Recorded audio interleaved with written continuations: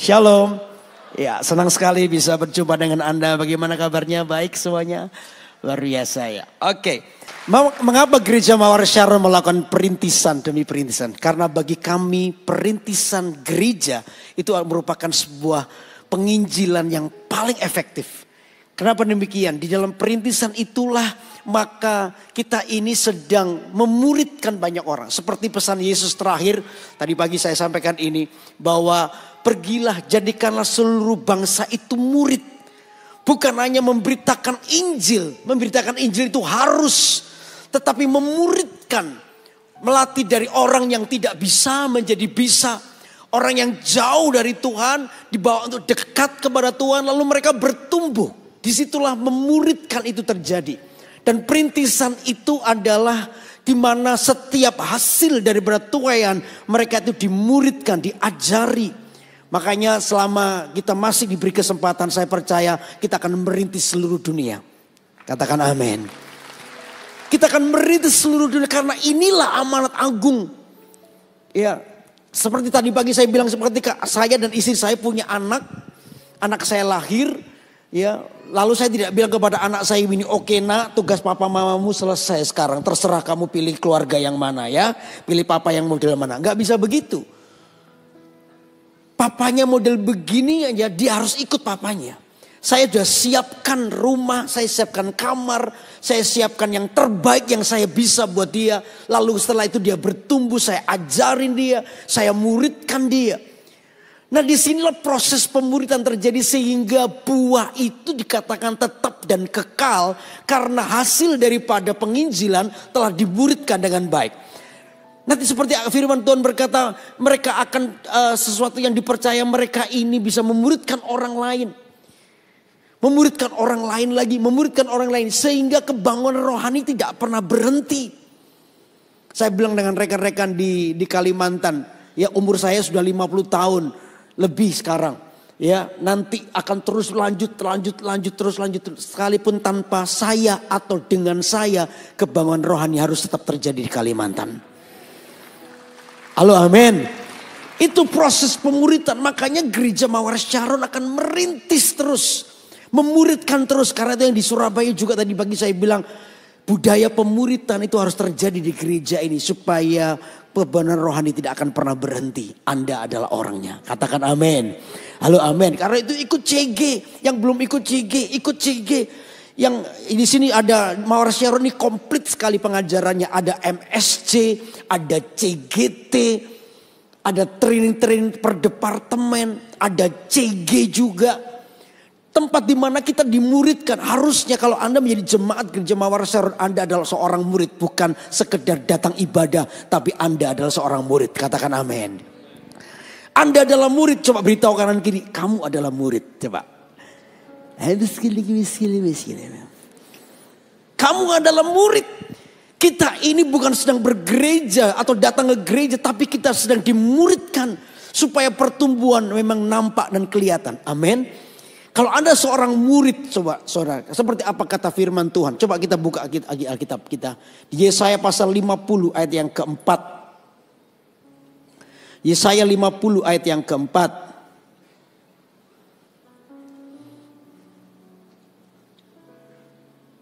Yesaya 50 ayat yang keempat dikatakan begini. Ntar saya lihat dulu ya. Yesaya 50 ayat yang keempat. Oke. Tuhan Allah telah memberikan kepadaku lidah seorang murid. Supaya dengan perkataan aku dapat memberi semangat baru kepada orang yang letih lesu. Setiap pagi ia mempertajam pendengaranku untuk mendengar seperti seorang apa saudara? Seorang murid. Kita ini adalah murid. Saya sampai hari ini pun sekalipun pelayanan sudah hampir 30 tahun lebih. Sudah 33 tahun hari ini. Tetap saya berkata saya adalah seorang murid. Saya mendengar perkataan pemimpin saya. Saya didorong, dinasehati, diberi arahan. Mendengar seorang pemimpin saya. Saya seorang murid yang sampai hari ini. Sekalipun saya juga memuridkan orang lain. Murid saya juga akan memuridkan orang lain. Proses pemuridan tidak akan pernah berhenti. Di sini letak kekuatan saudara. Karena itu setiap orang harus memiliki kualitas seorang murid. Nah siang hari ini saya mau menyampaikan ini. Kualitas seorang murid. Yang pertama adalah kualitas apa itu? Yang pertama dikatakan Tuhan Allah telah memberikan kepadaku. Sampai di sini dulu. Tuhan Allah telah memberikan kepadaku. Itu bicara soal Tuhan telah memberikan. Kalau dia telah memberi berarti dia merestui. Katakan amin. Dia memberi berarti dia menyertai kita. Tuhan menyertai seorang murid.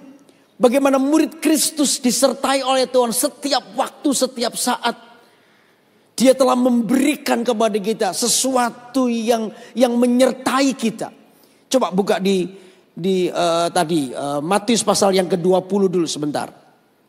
Matius pasal 28. Matius pasal 28 ayat yang ke-19.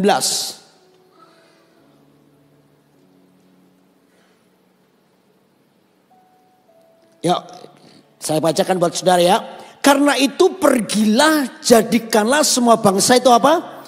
Muridku, dan baptislah mereka dalam nama Bapa dan Anak dan Roh Kudus, dan ajarlah mereka melakukan segala sesuatu yang telah kuperintahkan kepadamu, dan ketahuilah aku apa saudara? Halo, aku apa? Aku menyertai kamu senantiasa sampai kepada akhir zaman. Kata Tuhan menyertai itu. Itulah yang membedakan kita dengan dunia. Tuhan beserta kita, katakan amin. Dia menyertai kita. Murid Kristus ketika disuruh untuk memuridkan orang lain, maka Anda harus jadi murid dulu. Kualitas pertama adalah Tuhan menyertai kita. Tuhan bersama dengan kita. Tuhan hidup bersama dengan kita. Wow, itu sesuatu yang sangat luar biasa. Dimana kita bisa melihat kita ini hidup di dalam kemuliaan Tuhan. Kemuliaan Tuhan itu berarti jelas. Kalau kita lihat dunia ini bukan sesuatu yang aneh. Tetapi bagaimana Tuhan itu menyertai kita. Apa yang disertai? Apa yang menyertai kita? Apa yang dimaksud dengan penyertaan Tuhan dalam hidup kita? Yang pertama. Ada 3 bentuk penyertaan. Yang pertama adalah damai sejahtera. Katakan damai sejahtera. Damai sejahtera. Damai sejahtera itu sesuatu yang dunia tidak bisa berikan. Surga yang berikan. Damai sejahtera itu diberikan kepada umatnya atau muridnya. Hati yang tenang. Damai sejahtera, gambaran damai sejahtera itu bukan kayak kalau kita bicara soal lukisan ya. Bukan lukisan sawah, lalu ada burungnya 3. Bukan seperti itu saudara. Tapi damai sejahtera itu bicara soal di mana terjadi kekacauan di sekitar kita. Tapi hati kita bisa tenang menghadapi karena kita tahu bahwa Allah menyertai kita. Itu yang susah. Satu saat dalam sebuah perintisan kami ini, saya khususnya pribadi, saya mengalami satu gereja kita di satu tempat itu lagi susah bahasa Indonesianya, di rubung dikepung oleh massa. Saya waktu itu tidak ada di tempat itu. Saya lagi ada di Surabaya waktu itu. Gembalanya telepon saya, kok kita dikepung massa. Wah, semua pada beringas, ini gimana kok? Saya bilang sama dia, lari. Saya bilang sama mereka, pergi. Udah kalau sama ketemu dengan masyarakat beringas begitu nggak usah dihadapi. Pergi pokoknya. Pergi. Ya pergi semuanya. Saya nggak ada. Ya karena saya nggak ada di situ, semua pergi. Akhirnya mereka cepat ambil gimana caranya gitu. Nggak tahu mereka pergi lari begitu. Sudah. Saya telepon Pak Lurah. Ya Pak Lurah. Saya ini kan sudah ngurus izin. Dan Pak Lurah yang suruh saya untuk memulai ibadah. Ini belum ibadah loh Pak. Mau mulai. Ini masih doa. Doa untuk ibadah itu. Kok tiba-tiba saya digerebek begini. Oh ya Pak Yudi. Siap Pak Yudi. Nanti coba saya Oke. Akhirnya saya dengar masyarakat dilerai. Akhirnya semua sudah selesai. Lalu saya dipanggil. Saya dipanggil untuk mengklarifikasi. Karena yang waktu itu ya, yang diserukan di gereja kita itu gereja sesat. Gereja yang sesat, gereja yang nggak tahu larinya, nggak jelas, itu sesat. Ya kan? Waduh, saudara, secara manusia saya dipanggil untuk mengklarifikasikan ke masyarakat pada waktu itu, di tempat itu. Itu takut juga, saudara. Pendeta juga takut juga, saudara. Artinya takut mati. Ya takut mati sebenarnya nggak takut. Proses kematian yang saya takuti sebenarnya. Saya nggak takut mati, cuma prosesnya yang saya takuti. Aduh, saya di rumah itu kayak sudah janjian nih mau ketemu sama masyarakat, mau jelaskan. Aduh, saya di rumah itu kayak, ya apa ini mesti jelaskan apa. Tiba-tiba saya ingat ini. Aku menyertaimu. Saya telepon Pastor Philip. Halo. Ini Pastor, kami lagi ngalami ini. Gimana ini? Pastor Philip cuma bilang gini, kuatkan hatimu. Saya kuatkan hati saya, saudara. Tapi serius waktu dia ngomong itu kayak saya rasa urapan Allah menyertai saya. Dia bilang gini, yang mau dibuat ciut itu hatinya Koyudi. Koyudi yang lagi diserang hatinya. Takut apa enggak? Sekarang kuatkan hatimu. Ya, saya hadapi. Jadi kan ada polisi, ada apa? Ada, ya aman pokoknya. Ya dah, hadapi ya. Ya saya didoakan, amin, udah. Tiba-tiba hati saya tenang gitu. Ini untungnya pemuritan itu punya bapak rohani. Ya saya tinggal telepon, dia kuatkan saya, amin. Saya didukung, gak apa-apa. Udah, saudara. Saya akhirnya masuk kamar saya nyanyi, saya nyembah. Wah, luar biasa. Muncullah laguku sembah. Mana apa ini? Mana di E ya? Ya, ku sembah engkau Allah yang perkasa, ku sanjung tinggi. Tiba-tiba muncul aja lagu ini dan waktu itu saya nyanyi terus, saya nyanyi lagu ini. Ku sembah engkau Allah yang perkasa, muncul lagu itu terus. Ya, udah akhirnya saya siap-siap pergi. Siap-siap pergi ke sana, saudara. Naik mobil sendiri saya pergi ke sana bersama dengan, kalau nggak salah dengan Kok Jen atau siapa, pokoknya berdua bertiga ya. Saya pergi ke sana. Pak Thomas Gembala Sulawesi sekarang ke sana. Lalu saya hadapi, masyarakat sudah beringas. Ini pendeta sesat ini, pendeta sesat. Wah, saya diolok-olok. Saya dalam hati saya pikir, Tuhan kalau dipukul jangan saya. Kalau dipukul biar mobil saya. Nanti tak minta ijol sama Pak Sam nanti saya.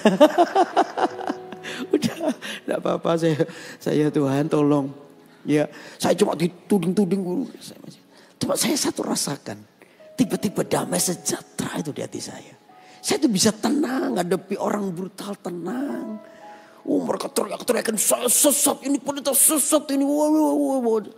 Terus akhirnya semua suruh diam, lalu saya suruh bicara. Pak Yudi bicara, silakan. Saya cuma gini, bapak-bapak, ibu-ibu, saya ini pendeta muda. Masih muda, kurang pengalaman. Mungkin saya tidak sengaja melakukan apa yang bapak-bapak tuduhkan saya ini sesat. Tapi sungguh dari hati saya ini tidak tahu saya ini sesatnya apa. Mungkin bisa jelaskan gak ke saya ini sesatnya apa. Silakan Pak, boleh gak saya diajarin sebagai pendeta yang masih muda ini, kurang pengalaman ini. Sehingga saya diteriakin sesat.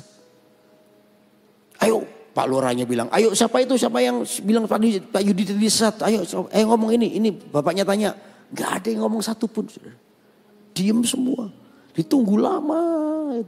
Saya pikir ini sesat, mereka tahu gak arti sesat itu? Jangan-jangan sesat yang buah hijau itu loh, sirsat itu loh. Itu kan sirsat bukan sesat. Mereka tahu apa enggak ya? Saya tuh bisa tenang gitu, tiba-tiba ada satu bapak. Saya Pak Yudi sesat karena apa? Karena Bapak mengadakan ibadah itu tidak pakai kursi. Kenapa duduk di lantai? Itu kan sesat. Saya tuh mau ketawa malu sudah. Saya mau ketawa tapi takut dia tersinggung. Jadi saya ini Pak Lurahnya nggak bisa tahan. Pak Lurahnya gini, wah gitu sudah. Saya Pak Lurah, saya aja tahan-tahan kok Pak Lurah langsung. Saya itu dalam hati gini, kalau zaman dulu, zamannya Kemah Daud itu satu benda yang tidak ada amalan. zamannya Tabernakel Musa, sorry. Ada satu benda yang tidak ada. Apa saudara? Kursi. Gara-gara gak ada kursi itu saya sesat. Kursi itu gara-gara kita kepengaruh gereja modern. Gak ada kursi di lantai esok. Apakah hadirat Tuhan dipengaruhi dengan kursi Anda? Enggak juga. Jadi saya waktu itu mau ketawa, takut dia tersinggung. Tapi Pak Lurahnya ketawa. Jadi saya senyum-senyum gini. Sudah itu. Cuman itu Pak Lurahnya teriak. Cuma itu semua diam. Lalu semua disuruh pulang. Pak Lurahnya bilang, Pak Yudi tidak sesat. Anda ini yang kurang pengetahuan. Pergi semua pulang. Semua pulang. Saya dalam hati, walah cuman gini dok tay. Damai sejahtera itu ada di kita, katakan amin. Damai sejahtera yang membuat kita itu tenang menghadapi apapun saudara. Situasi apapun Tuhan itu menyertai dengan yang namanya damai sejahtera. Amin saudara. Sehingga hari ini Mawar Saron terus berada di Sulawesi, terus bertumbuh dan bertumbuh terus hari ini. Amin saudara. Yang pertama Tuhan menyertai kita kan damai sejahtera. Beri tepuk tangan dulu. Yang kedua, Tuhan menyertai kita dengan hikmat. Katakan hikmat. Tuhan menyertai kita dengan hikmat. Hikmat itu datang atas hidup kita. Hikmat itu ada dua. Yang pertama, hikmat itu bicara soal nilai-nilai kehidupan. Kita itu diajar dengan nilai kehidupan. Bahwa dengan Tuhan itu bukan sekedar mengambil keuntungan, tetapi kita itu mengikut dengan setia dengan Tuhan. Kita ke gereja ini bukan sekedar supaya memenuhi keinginan hasrat. Oh aku sudah beribadah beres. Bukan hanya itu. Tapi Anda datang itu dengan sebuah kerinduan kepada Allah. Aku rindu dengan Tuhan. Aku ingin mempersembahkan sesuatu buat Tuhan. Itu hikmat kebenaran. Ada lagi hikmat yang lain. Yang begitu Anda terima persoalan. Anda itu bisa menemukan sebuah jalan keluar. Tuhan itu tuntun kita dengan jalan keluar. Tuhan itu tuntun kita dengan hikmat yang luar biasa. Sehingga kita bisa mengerti kehendak Tuhan. Tiba-tiba kita tahu bahwa oh ternyata begini nilai hidupnya. Kenapa aku diizinkan mengalami persoalan. Oh ternyata ada nilai hidup yang seperti ini. Tuhan ajari kita dengan kata hikmat. Katakan hikmat. Dia mengajari kita. Kalau orang menolak hikmat. Tentu orang ini bukan murid. Seorang murid itu adalah orang yang dipenuhi dengan hikmat Tuhan. Kalau seorang yang bukan murid, ya dia cuman mau beribadah, ya beribadah cuman ya biasa-biasa aja. Ini adalah kewajiban saya sebagai manusia. Cuman sekedar itu tidak mau dimuridkan. Begitu kena masalah, orang ini menolak hikmat Tuhan, tidak mau hidup dalam hikmat Tuhan. Ya. Contoh nih, waktu yang lalu saya, gak apa-apa contoh ya. Yang lalu saya diminta didoakan seorang wanita yang mau bunuh diri gara-gara punya masalah. Masalahnya itu adalah dia pacarnya meninggal. Ya, dia kecewa dengan Tuhan, kayak Tuhan itu gak adil dengan dia. Kenapa kok pacarku ini meninggal? Setelah itu dia gak mau ke gereja. Dia mengambil keputusan tidak mau CG lagi, sudah gak mau ke gereja lagi, gak mau dimuridkan, terus tinggal dalam kekecewaannya. Makanya kecewa itu bahaya. Kecewa itu akan mendorong Anda untuk masuk di dalam dosa lamamu. Dia kecewa, akhirnya dia menutup diri, dia gak mau dengar lagi Tuhan. Dia gak mau hal-hal yang bersifat rohani, dia gak mau dengar. Diajak ke gereja gak mau, diajak ketemu pendeta juga gak mau. Akhirnya begitu dia menolak hikmat Tuhan, maka hikmat setan yang datang. Satu hari dia buka, dan kekecewaannya itu dia buka jendelanya. Lalu tetangganya itu setel lagu itu saudara. Lagu ini loh, haruskah ku pergi tinggalkan dunia. Anda tahu lagu itu kan? Jangan pura-pura gak tahu loh. Haruskah ku pergi tinggalkan dunia. Lagu itu ngejak mati.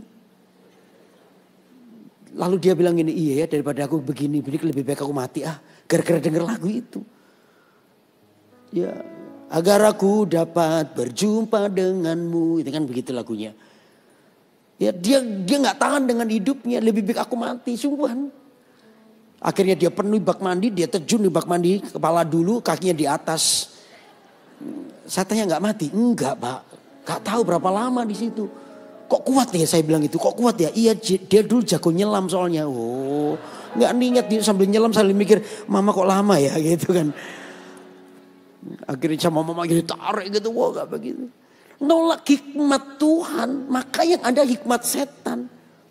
Hikmat Tuhan itu dalam dirimu itu justru hikmat Tuhan yang Anda terima itu akan menolak hikmat setan. Katakan amin. Iblis akan berusaha menarik Anda keluar dari rencana Tuhan. Tapi hikmat Tuhan itu menjagamu. Itu murid. Katakan amin. Mau dimuridkan iya. Saya punya persoalan. Anda punya persoalan. Ya kita ini punya persoalan. Tapi ingat hikmat Allah itu akan menuntunmu kepada kemenangannya. Kita bisa mengerti, hati kita itu teachable heart, mudah diajar oleh Tuhan. Sehingga Tuhan bisa bicara apa dengan kita. Lalu kita mengerti, oh ternyata aku harus mengalami ini supaya ini, supaya ini. Itu hikmat Tuhan. Dan Tuhan tidak pernah kehabisan dengan hikmatnya. Karena dia ingin mengajar Anda dan saya. Katakan amin. Halo amin. Yang ketiga, Tuhan menyertai kita dengan namanya mujizat. Ini masih poin 1 ya, penyertaan Tuhan. Yang ketiga, penyertaan Tuhan bicara soal muji. Jadi pertama apa penyertaan Tuhan soal apa? Damai sejahtera. Yang kedua, hikmat. Yang ketiga apa? Mujizat. Tuhan menyertai kita dengan mujizat. Mujizat menyertai kita. Begitu nyata, begitu nampak. Tuhan itu menyertai hidup Anda dan saya. Satu saat saya ini pergi pelayanan di Jember waktu itu. Istri saya masih di Surabaya. Tiba-tiba istri saya telepon, cepat pulang. Saya bilang kenapa? Pokoknya cepat pulang. Istri saya nggak mau ngomong. Kenapa? Saya tanya kenapa? Anak kita jatuh. Waduh, saya pikir jatuh. Ya jatuh dari mana? Ya, istri saya ngomong anak kita jatuh dari lantai 2 ke lantai 1. Saya kaget. Itu ada 20 anak tangga kira-kira. Wah saya ngebut di jalan tuh. Kamu gak, kayak Tuhan bicara dengan saya, kamu gak percaya sama Tuhan ya. Kok ngebut-ngebut, kalau kamu ngebut nanti bukan 1, 2 tapi yang masuk rumah sakit loh. Kamu gak percaya ya dengan Tuhan? Saya percaya. Saya percaya. Aku ini punya anak susah. Oleh mujizatmu aku ini punya anak. Sekarang anak yang sudah kau beri jatuh. Tuhan, aku minta mujizatmu sekali lagi. Jadi anak saya ini di baby walkernya jatuh dari lantai 2 ke lantai 1. Ya jatuh ke bawah. Gak tahu gimana caranya jatuhnya. Pokoknya hasilnya dia di bawah, baby walkernya di atas dia. Saya pulang sampai Surabaya. Dalam keadaan yang sakit. Anak saya biru di sini. Lalu saya bawa ke dokter. Dokter diperiksa, di foto semua. Anak saya nangis sekali. Saya bilang Tuhan, saya lihat anak saya nangis gak tega. Saya bilang biar aku aja yang dibedong. Gak cukup kainnya aja kan.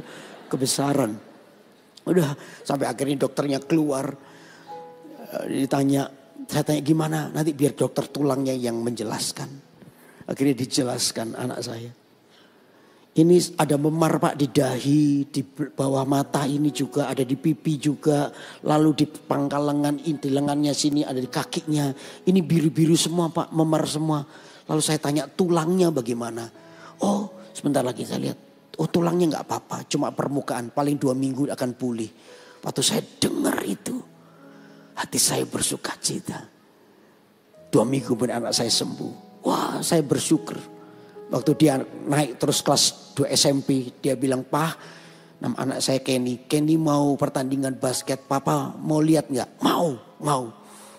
Wah, nanti Papa susul ya di gedungnya. Iya oke. Udah waktunya.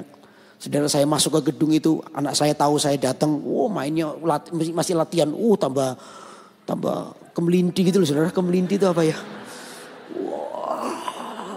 Wah, tambah gitu. Saya liatin aja ini kayak papanya nih. Dia main, akhirnya pertandingan, saudara. Di pertandingan, dia main lincah. Waktu dilihat saya tambah lincah begitu. Satu saat dia 3 point. Dia lompat lalu lemparkan bolanya masuk, bam gitu. Semua penonton bertepuk tangan. Papanya gak sekedar bertepuk tangan. Papanya itu cingkrak. Wow. Semua orang tua lihat saya gitu. Ini gak apa-apa Papa ini. Wah. Waktu saya lihat mereka itu saya gak peduli. Saya itu mau ngomong dengan mereka. Dulu waktu umur 8 bulan anakku itu pernah jatuh dari lantai 2, lantai 1. Tapi hari ini tulangnya kuat. Semua bisa main dengan baik itu karena mujizat Tuhan menyertai hidupku. Halo, amin. Karena Tuhan menyertainya. Mujizat itu menyertai. Anda adalah murid Tuhan. Kualitas pertama, Tuhan menyertaimu. Beri tepuk tangan buat Allah yang besar. Tuhan menyertaimu dengan damai sejahtera, hikmat dan mujizat. Amin saudara. Lalu berikutnya. Kita baca lagi ya. Tadi mana tadi? Yesaya 50 ayat 4. Tuhan Allah telah memberikan kepadaku lidah seorang murid.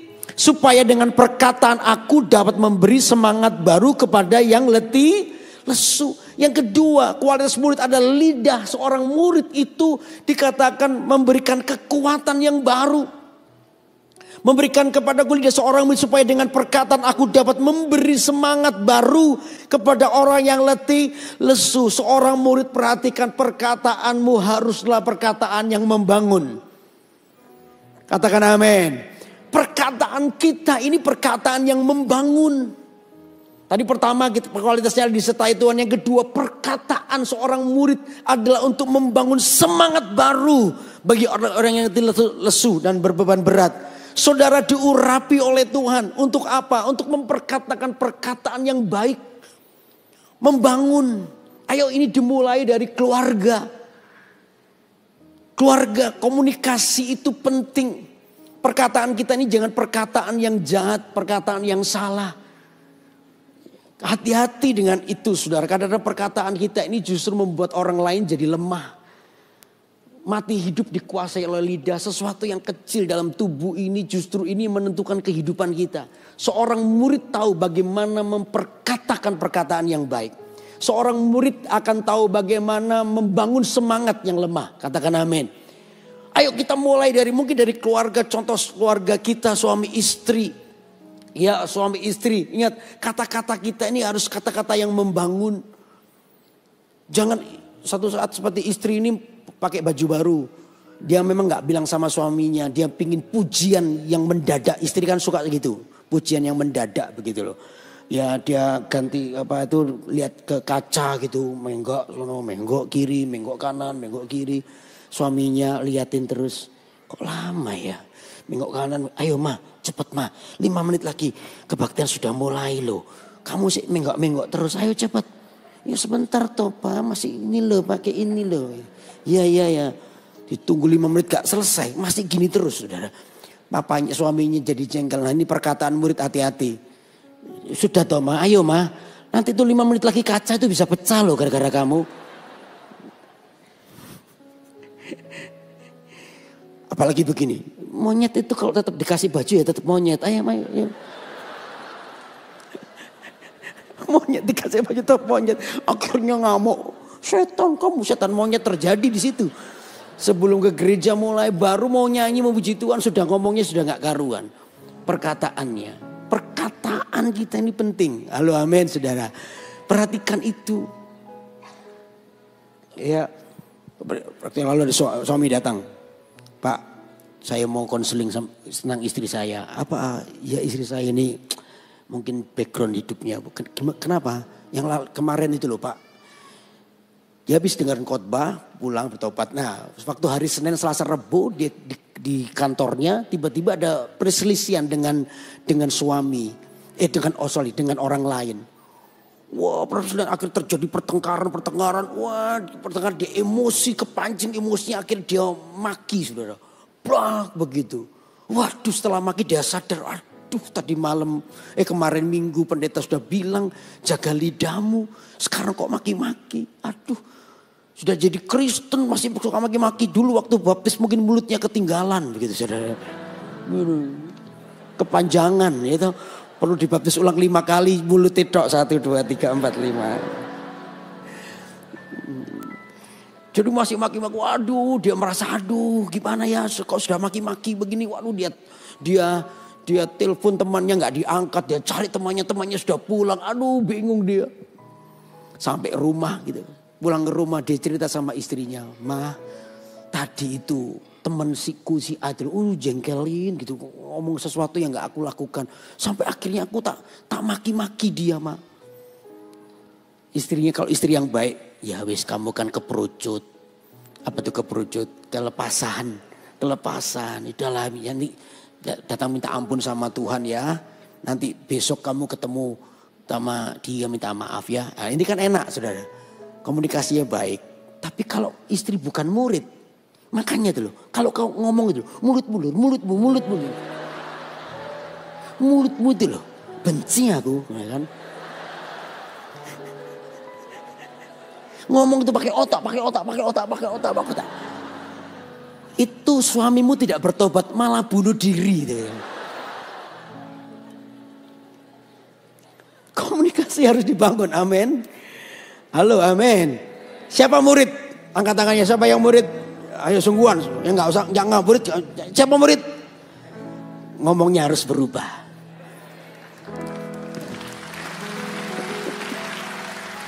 Amin. Kata-kata yang baik. Tuhan tuh mempertajam mulutku ini untuk berkata-kata yang baik. Ya, tidak harus dengan kasar. Yang baik, memberkati. Saya percaya saudara perkataanmu itu diurapi oleh Tuhan. Tadi yang pertama disertai oleh Tuhan. Amin. Sehingga itu bisa mengubah sesuatu situasi. Suami istri semakin mencintai. Karena bukan kata-kata kasar. Tapi kata-kata lembut. Yang ada, yang terus dinyatakan. Sehingga kita ini membangun sesuatu yang lebih besar. Amin, katakan amin. Halo amin. Yang ketiga sekarang. Yang ketiga. Baca saudara ya. Kepada orang yang letih lesu. Setiap pagi ia mempertajam pendengaranku untuk mendengar seperti seorang murid. Tuhan telah membuka telingaku dan aku tidak memberontak. Tidak berpaling ke belakang. Yang ketiga adalah mendengar. Seorang murid itu mendengar. Bukan hanya mendengar. Tapi mendengar dengan sungguh-sungguh. Itu bedanya saudara. Mendengar dengan mendengar sungguh-sungguh itu beda. Saya percaya semua mendengar. Ada yang tidak dengar nanti saya doakan sebentar. Ada yang tidak mendengar semua mendengarkan. Ini mendengar. Tapi mendengar dengan sungguh-sungguh itu beda. Mendengar dengan sungguh-sungguh itu contohnya kayak begini. Satu saat pagi itu anak saya biasa habis doa pagi karena dia sekolahnya masih siang. Ya, dia suka nonton film Dora misalnya.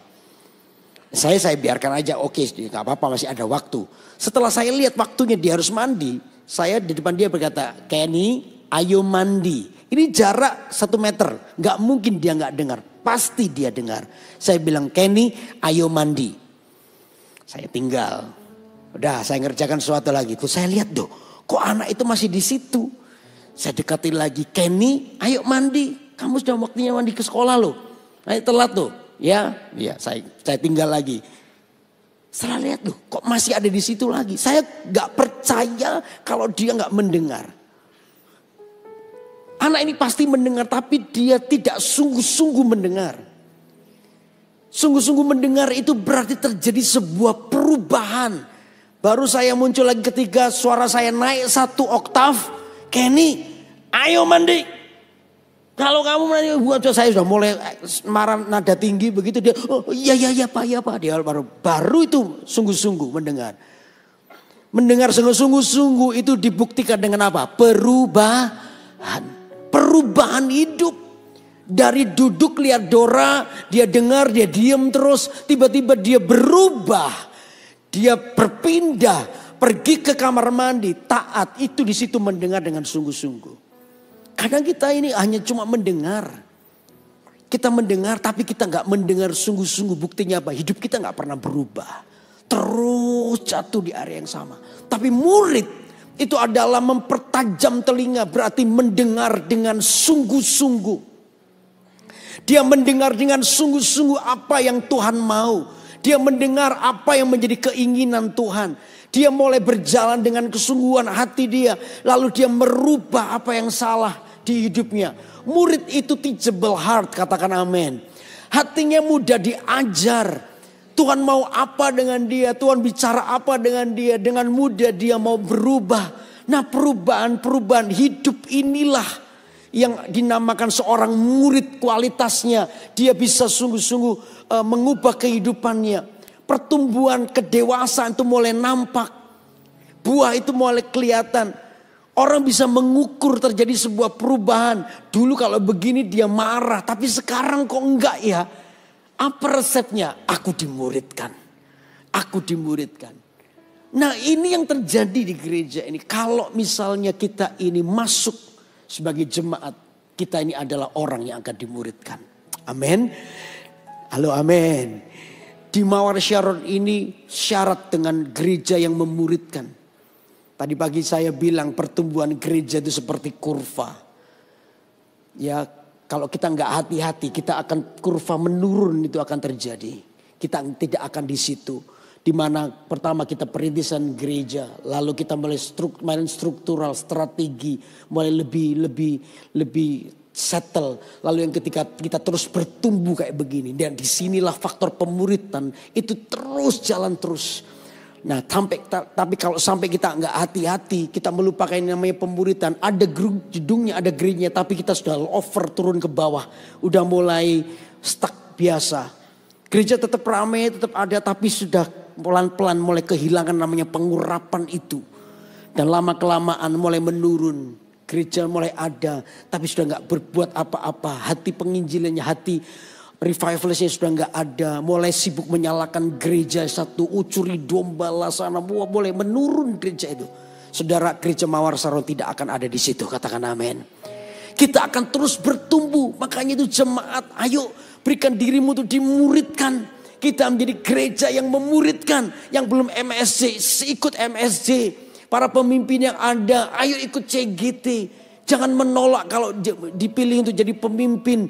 Itu kesempatan buat Anda bisa melayani Tuhan. Tuhan akan apa ini? Akan lengkapi Anda dengan semua yang ada di gereja ini. Anda akan bertumbuh bersama-sama.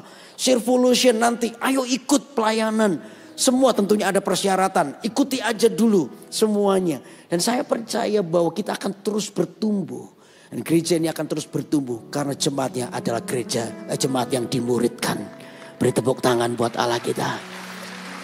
Halo, amin. Amin saudara, amin saudara. Jadi ini yang terjadi. Bagaimana hati kita terus mengalami perubahan. Dan ini menjadi sebuah ibadah yang hidup. Kata Alkitab, itu adalah ibadahmu yang sejati. Perubahan hidup. Selain kita memuji membesarkan Tuhan di sini, dengan hati kita berubah. Kita mengalami perubahan dan keluarga kita akan diberkati oleh Tuhan. Amin. Beri tepuk tangan buat Allah yang besar. Ada 3 kualitas seorang murid. Yang pertama apa? Basil. Oh, ada di sini. Hidup dalam penyertaan Tuhan. Yang kedua apa? Memberikan semangat kepada yang lesu. Yang ketiga apa? Mempertajam pendengaran kita. Anda seorang murid. Kalau Anda seorang murid, Anda ada tahu kualitasnya 3 ini. Saya tahu saya disertai Tuhan. Perkataanku membangun orang lain. Dan telingaku ini mendengar dan hidupku mengalami perubahan. Beri tepuk tangan buat Allah kita. Mari kita bangkit berdiri sama-sama. Haleluya.